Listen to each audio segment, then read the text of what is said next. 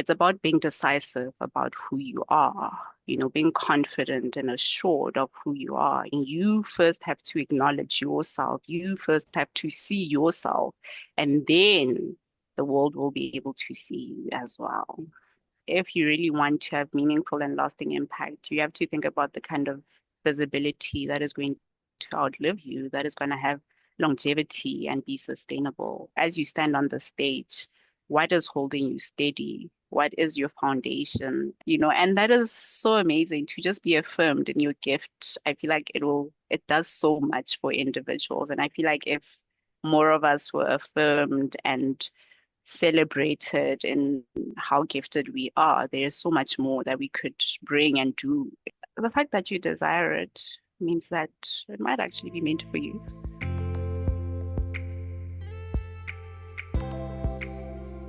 Hello and welcome back to another episode of Fully Blooming. This week I am absolutely thrilled and so excited to introduce Katz Llale.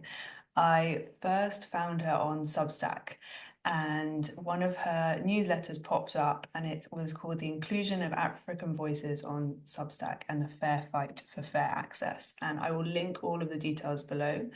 But it really opened my eyes to, unfortunately, how Substack doesn't support the monetization of the creativity of African voices. So it was really, unfortunately, eye-opening. I wish I'd known previously, but not only that, Katz's writing was so beautiful that I simply had to dive deeper into it. And the next one that really struck with me was telling the truth about our craving for attention. And when I read this, not only was the writing beautiful, but she also recorded herself reading it. And her voice, as you'll hear shortly, is incredibly beautiful as well. So it was just this goosebump moment of I would love to have this woman on my podcast. So I reached out and I think we both kind of had this, oh my gosh, yes moment.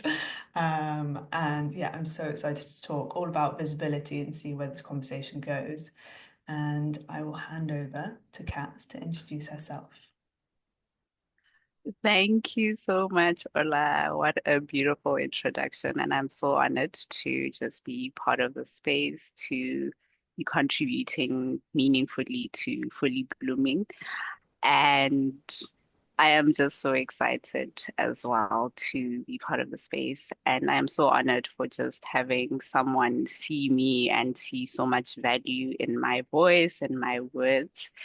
I'm Katz Llale, as Orla has said. I'm from South Africa. I am 31 years of age. And I wouldn't say I want to emphasize a lot on my credentials, but I'm really just passionate about sociology, psychology, and just really learning about our society, the very fabric of our collective and the way we have set up society, and just rethinking and reimagining the ways that we can set up our world and society in a way that is more supportive of everyone's growth potential and everything that they are capable of. So, yeah. Beautiful introduction. And I would love it if you wouldn't mind sharing your intention that we set before this episode started. Because, yeah, I always ask my guests and for myself to set an intention for the episode. And so, yeah, if you wouldn't mind sharing that again, because it was so beautiful. No, absolutely. So Ola asked me what my intention for this episode would be, and I really just said, since we're talking about visibility, it's a word that we tend to be very uncomfortable around or tend to shy away from because it can feel a bit vain, self-centered, or selfish. But I wanted to really bring in a different layer or another layer into the conversation around visibility that is simply about owning your place in the world or being able to share your gifts with the world and being applauded for it. But it's also about service. When I was thinking about visibility, I was thinking about it's about service. It's about allowing yourself to share of your gifts, your talents, your passions with the world. Because when we hide, we deprive the world of enjoying the gifts that we bring, that we've been gifted with. When we shy away from the light, we deprive people from potentially being changed and impacted by the things that we've been gifted with that no other person is able to share in the way that we would be able to share. Mm, exactly. And I think the beauty of the newsletter that you wrote about this, that started this kind of thought process for me, was that you watched your son and he was dancing, and the more that he was getting kind of attention and applauded and kind of interest in what he was doing, the louder and bigger he became. And I think, oh, I just got goosebumps from that. But it is that kind of, when you're that child, you don't think, oh, I'm being selfish or I'm craving attention or things. So that really struck with me. I said, why? It made me think, why do we lose that? Why do we all of a sudden become suddenly a little bit smaller and we have our place in the world? Do you have it? Yeah. What's your experience of that? I think from my context, coming from an African context, we always preached on humility, that it's important to be humble, don't bring attention to yourself and those kind of things. Like just become, let rather wait for other people to be the ones who recognize you and celebrate you. But sometimes you need to take matters in your own hands and actually be like, actually, I know who I am. I know the kind of shift that I can bring into the world by allowing myself to step into the light and letting people celebrate me and see me. And I think the reason why also that something shifts within us is that we are made to feel uncomfortable about honoring ourselves. I mean, it goes back to also being silenced, where you are led to distrust your own voice, your own intuition, and you are made to rely more on external voices. And then we lose that connection with ourselves and we start relying on other people. So if people are not validating us or celebrating us, we also start questioning if do I matter? Do I really bring something of value to the world? When actually you do. And I think it is important to be able to acknowledge that first. And when I was thinking about the whole conversation around visibility, I was just thinking about it's about being decisive about who you are, being confident and assured of who you are.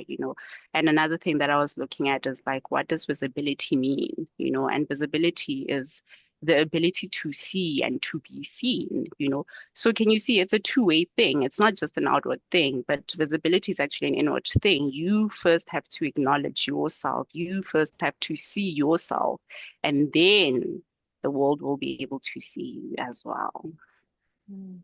Yeah, and from speaking from my own experience and what was just coming through then was that also when I start to see myself truly, I start to see others for their truth as well, rather than this perception that I have of them or the expectations that I have on that person as well. So yeah, by looking internally, I mean, it's that Yeah, cliche of, once you have that understanding of your inner world, your outer world mirrors that.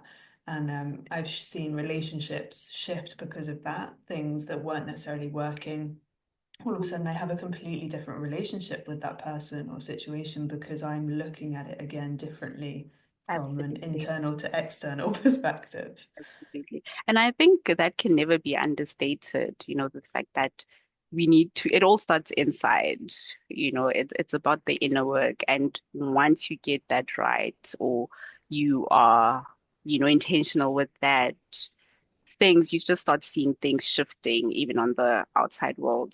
I had no intention to start a podcast or anything or speak on a podcast, at least not yet or not now. But because there's work that I've been doing and there's just like these narratives as well that I've just been shifting and, allowing myself to just be clearer on who I am and what I bring into the world, then here comes Ola Parks into my inbox. It's like, hey, Katz, I actually think that you have something meaningful to share around this. Please come through. And I was like, oh, this is what it is. This is the kind of alignment, that I've been desiring and wanting to bring, into the world as well. Mm. And I think that beautifully touches upon the fact that when we do shine our light, when we see ourselves, then, we don't know what the universe has in store for us. And that's the excitement of it, rather than trying to plan every single thing. And it's just allowing that intuition to guide us and to write that thing and to trust that whoever's meant to see it, whatever will come from that. But if our That. vision, our mission, our why is so clear, then Mm. it will naturally unfold anyway, and the universe has a much bigger plan for us than we have any idea over anyway. Absolutely. And I think that is the most exciting part about life is that you just don't know what the next moment or the next day holds for you. You can absolutely wake up to something that you never anticipated or actually planned. I would have never imagined this happening, honestly. And I am just so grateful for it and just being able to just share from that well of wisdom that I've been able to cultivate and nourish over the years. Hmm, Yeah. I love that. And when I reached out to you to do the podcast, because it was, of course, this is a different type of visibility, when we're writers, and yeah, when I was doing a lot of writing, you're behind the computer, and it's a different type of visibility. And I think so many people on Substack, which is why I love it, are opening up and really being vulnerable. But I guess this is kind of a different layer of visibility. So how was your experience of kind of stepping into a new layer of visibility? Whew. It's scary. I'm not going to lie, because it feels unfamiliar and to have new set of eyes just placed on you, it can be a bit unnerving and unsettling. But I also feel like I belong here as well, and I think it's because of the work that I have done as well. And I think that is also another aspect of visibility, that we need to talk about as well, that the preparation that comes with it, because a lot of times we just want to be seen, want to be famous, want to be, but do you know what you bring as well? Because in as much as visibility is a gift as well, what gifts are you also bringing when the light is being shined upon you? How do you intend to illuminate other people's lives? Are you prepared for that? Are you able to pour into other people just as the light is being, poured into you, so to speak? So, yeah.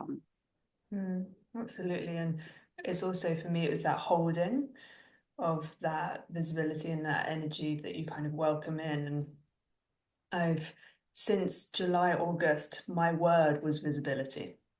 And I Hmm. remember walking with my mum and just saying, I'm ready. I'm ready to be visible. I'm ready to my audience Hmm. to expand. And since then, it has brought me against so many blocks that I thought, yeah, I have my mission and I have this and I'm very clear. And I thought I was ready at that time. And looking Hmm. back, I was not ready in the slightest. And Hmm. I've kind of had to really go through a big shift and a big transition to kind of, and probably still continue, but to, yeah, feel comfortable with, opening up my podcast to more people and interviewing more people. And there's been so many different layers to it. So I think you Hmm. touched on it beautifully that, yeah, what are you bringing to the world? You might say that you're ready for Hmm. visibility. Yes, I want to be famous. Yeah. And Hmm. yet, for what reason? I think Then for what reason? I keep coming back to this why. Why am I doing this? Is this from a place of Why? fear or Hmm. ego or Yeah. XYZ, trying to prove to someone that I can do this? Or is it simply that I want to elevate other people's voices and bring Hmm. visibility to them? Hmm. And I think when we do visibility in a place of selfishness or ego, as you have put it, it no longer becomes sustainable. And if you really want to have meaningful and lasting impact, you have to think about the kind of visibility that is going to outlive you, that is going to have longevity and be sustainable, and that goes to intention, setting your why. Why do I want to be visible? What am I bringing into this space? How would I love to bring light just as there's been light being shined upon me? And I feel like that is such a big thing that it is so important to ask yourself why. As you stand on the stage, what is holding you steady? What is your foundation as you stand on that stage, as you are, pouring or showing off? So yeah. Mm. Yes, absolutely. And it's interesting, again, going back to your newsletter and starting with your son of, I'm sure you're a wonderful mother and will be able to cultivate that within him so that there is no Mm, reason for him to go kind of more inwards or to kind of goodness, hide yeah. that light. Mm. And another thing is that we might have a bit of anxiety, like when we step into stage about like, oh, what if I run out of things to share and those kind of things. And as you read in my post, that it just seems like as he was being applauded and he saw that actually people are being nourished with my performance, the more he did, and the more that came out, and it was just where does it come from? And I feel like that is just something that I will also carry for a long time, is that you just find inspiration because I can actually go back to my newsletter as well. I think a lot of writers worry so much about writers' blogs, like, oh my goodness, I'm gonna run out of things to say. What am I going to write? And actually just being in that place of rest and trusting that this moment is mine, it belongs to me, and I'm worthy of it. You just find the inspiration because I feel like the more you push to get a certain outcome, that's when you find resistance. But when you just rest in your giftedness, when you rest in your passion and be like, okay, there's a reason why I've been given this platform, and there's a certain message that I know I'm meant to be sharing, all these things will come to me, honestly. I think it's just a matter of just like trusting the inner guidance that you have, knowing that it will always lead you to the right places, lead you to the right inspiration. And before you know it, like, oh, this is actually what I'm going to talk about next. And you Mm. didn't even have to sweat for it. Mm, absolutely. And that, yeah, what you said earlier, that sustainability to it, that you don't burn yourself out, that you don't, yeah, potentially come up against writer's block because you're forcing and you're pushing so much in that situation. And yeah, Mm. those are the moments where I'm like, right, hands up, I'm stepping back. Handing it over. Because I also wrote something, I wrote a note on Substack around that as well. It also got some traction that we need to honor our inner rhythms, because we live in such a fast-paced society, especially in the social media space, where you're expected to be constantly generating content, to be saying something useful and always saying something that is impactful. And when you're not visible in that way, or you're not constantly showing up, you get punished for it. You can lose followers, you can lose an audience because there's that expectation to be always feeding people. And people don't give you that space to have that time to just sit with yourself and be like, actually, when I share something with the world, I want it to be something meaningful, something that is well thought out. I don't just want to compromise on the quality of what I'm bringing just because I want to meet some kind of algorithm and always be visible. It's not mandatory. Mm, Mm, And this experience of in my experience, it was that having to let that go, of being very sucked into that, and then kind of having a moment of this isn't working for me, and then really mm, pulling away from it and finding my own way of doing it. And like we were saying before the call, that you're a generator and I'm a manifesting generator. So we have to follow that excitement. And if it doesn't excite us, it's going to drain us, it's going to exhaust us. exactly. And if people don't know Mhm. what we're talking about, that's human design. Just a side note, like what is a generator? But it is that following that excitement and following what lights us up so that light can go as far as it needs to in that moment. Exactly. Just following your joy, honestly. And I think that is also important, that it shouldn't be like being visible shouldn't feel like this burdensome thing. It actually should be something that also brings you joy, something that doesn't feel like it's this obligation and heavy thing to carry, because even when you share, like I was saying, when I was highlighting like my experience with your podcast, like I can tell and feel the passion just coming through. Like I can tell that she actually loves what she's talking about and she genuinely wants everyone to get it. And you can feel that. So even with that's what I'm saying, your why is so important. You need to know why are you doing something?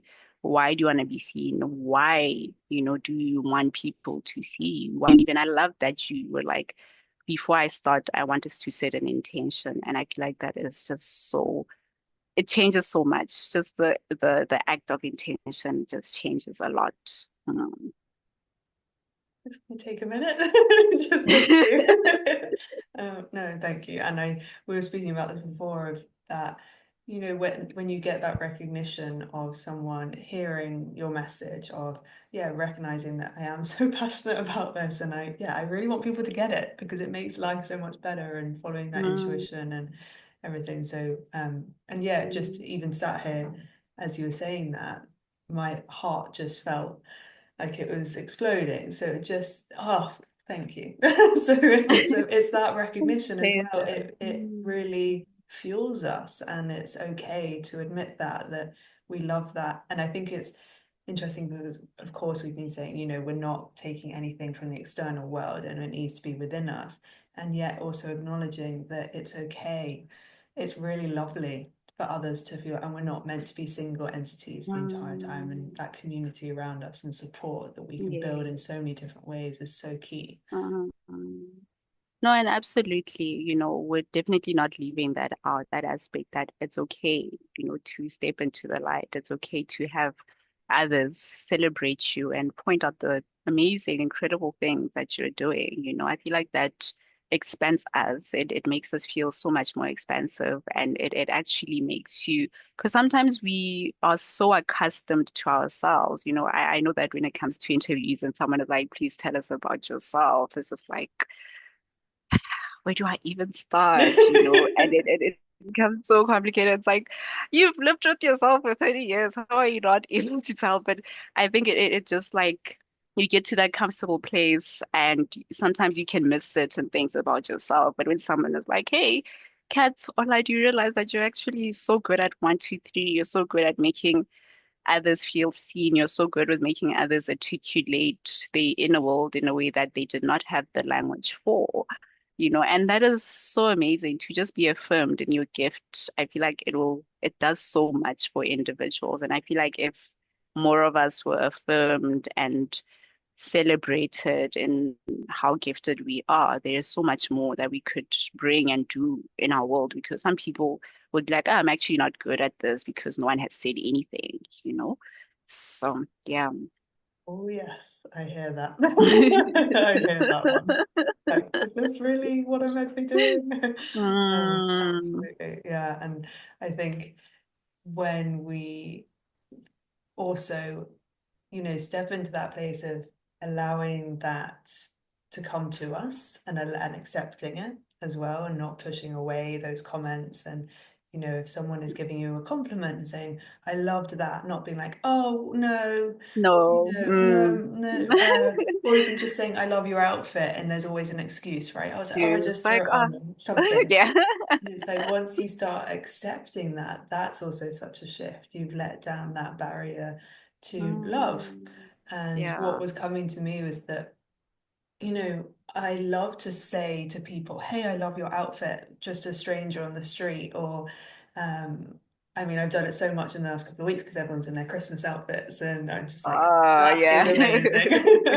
And just, you can see people just smile and be like, wow, thank you. And so if I love doing that and I love to see the response that people get from that, then why do I beat myself up so much for receiving Nice. compliments? Oh, that is actually a very good observation because that is so true, and it is quite strange how we are able to give others certain things, but we don't feel like we are deserving of that or we Mm. feel some type of way about it.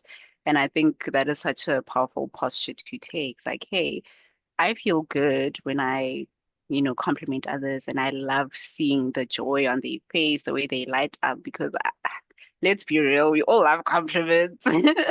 Absolutely. When someone acknowledges the effort that you have put into something, like something that you've written, and it's like, actually, I actually went through a lot of research writing this, so many sources that I consulted. And for you to actually be like, actually, that comes through, it makes my work actually feel meaningful, and that Mm, nothing I'm doing is in vain. So mm, absolutely. absolutely. Yeah, and I Mm. feel that the more that I've been able to receive it, the more that I can give. Before it was, and even, I don't know, liking a video on YouTube. I never used to do Mm. that, but it's like, hey, I've just watched their whole video, done a yoga practice, or I don't know, Mm. watched something. I want that person to know that thank you. Thank you for doing that. Whereas before, Mm. it never even crossed my mind. So I've been noticing these little patterns. I'm like, oh, that's really nice. Like, I love that. Yeah. And I think what we put out as well, we also open ourselves up to it, Mm, because I think I could credit my Substack growth on that. I was so intentional about engaging with others, pointing out how brilliant and amazing their writing is. And I found myself also being recipient of that, people inboxing me, dropping comments like, Katz, your writing is out of this world. It's amazing. And I was like, oh, okay, So I think that's why I don't know if I said it earlier that visibility is it's like a reciprocal thing. If we just to see us, then others as well. We also have to see others as well. mm, Mm. Being comfortable with yourself and your gifts and owning them, because I think that also we can never speak enough about that because I think we tend to want to take a more humble approach to life, um, like the idea of self-promotion.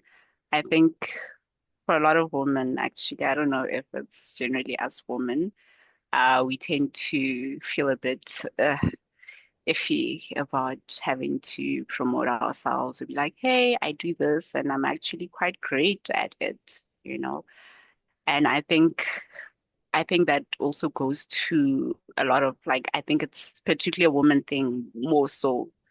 And I think because of the kind of society we find ourselves in where, unworthiness is just something that tends to be quite a big part of our inner space as well, where we don't feel worthy of so many things, of good things, of our gifts, of the things that we're actually quite great at. And how do we then come to a place where we fully take space of what we are good at, what we may be passionate about, and actually being assured of the fact that actually we do have something meaningful to contribute.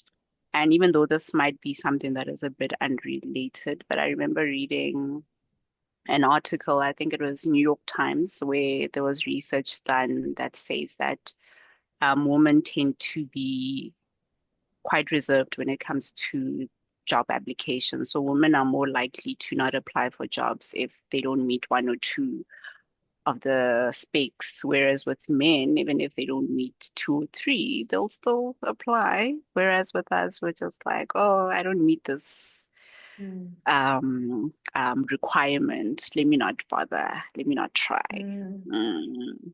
Absolutely. And yeah, maybe that's for another conversation because I feel that we could go so into deep into depth of the reasons we think that, why that Mm. happened. But yeah, I think it's definitely been a lot of my male friends, if I've said, this is my idea to do something, and they're like, yeah, sure, go for it. And it's just that kind of ease to everything. And I'm like, oh Mm. wow, Yeah. that sounds Mm. great. I'd like a piece of that. And that's kind of been a lot of my process, like stop overthinking it and just do it. And it doesn't have to be perfect. And Yeah. I'm sure that if I listened to my first episodes of this podcast, I'd be like, oh my gosh, like I would change this. But it's also my evolution and it's my process and Yeah, trusting that. And surely.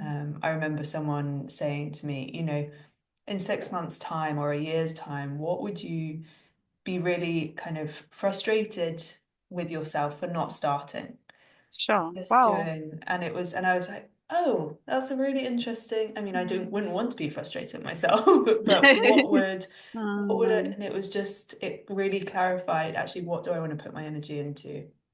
And the mm. podcast was one of those things. It was just start, just Oh, get on with wow. it. Mm. But And that is actually so important that we tend to things. And I also think it's just like that sense of perfection, like I think as women, we're not given room to be imperfect, There's just all these standards and expectations. As a woman, you need to do things well, you need to, mm, be prim and proper and those kind of things. So we don't have that room and that space to be imperfect and flawed. And actually, the beauty of the journey, it's really not in the destination where you are now this expert podcast, host, mhm, or no, it's about the journey. I love the word you use, that your evolution, it's about mm, witnessing your evolution as well. It's like, wow, when I started, this is how I started. And now, in the middle of it, this is how I've grown and bloomed into this, mm, role and space. And actually, that is the magic. That is where the magic lies. And we need to give ourselves the permission to go through the process. mm. Yes, absolutely. And as you said earlier, it's you don't know what's going to come your way. I mean, I up until 6 weeks ago, I didn't even in a weird way know you even existed, right? I didn't know, I had never read your writing. And so I Mm, think it is allowing yourself to be guided to where that excitement is, that pull towards those things. And yeah, reading that mm, article and not really mm, knowing why, but yeah, there's an interest there or there's something there, and just seeing where it takes you. And I had, I think for a couple of weeks, this knowing that I really wanted you on the podcast. And it was that instant yes. And then there were 2 weeks where I was like, oh gosh, but this and this and this. I was like, Ola, just yeah. flipping message her. The worst thing that she could say is no, right? But even that, it was this very yeah, it was it was a process with that, and I'm so glad that this Mm, has been the destination. But I feel that there'll be many other destinations with this. But Nations. Sure, many it's other destinations. mhm, Actually, love absolutely. it. So Mm. so yeah, if someone was thinking, so they've listened to this episode and they're thinking, okay, yes, maybe I know that I want to write, or I want to start this or this or this, and I'm ready to step into that next layer of visibility, what would you recommend, or what would you say to them to kind of give them the courage to take that step into it? The fact that you desire it means that it might actually be meant for you.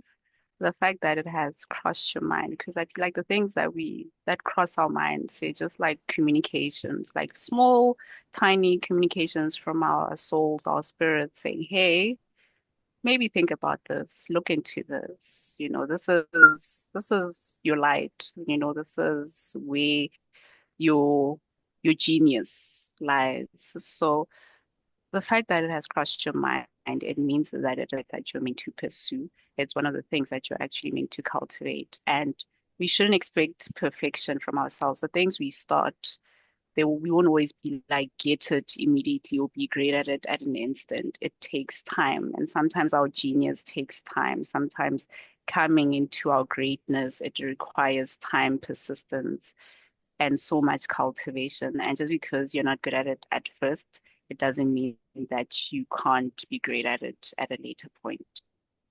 Mm.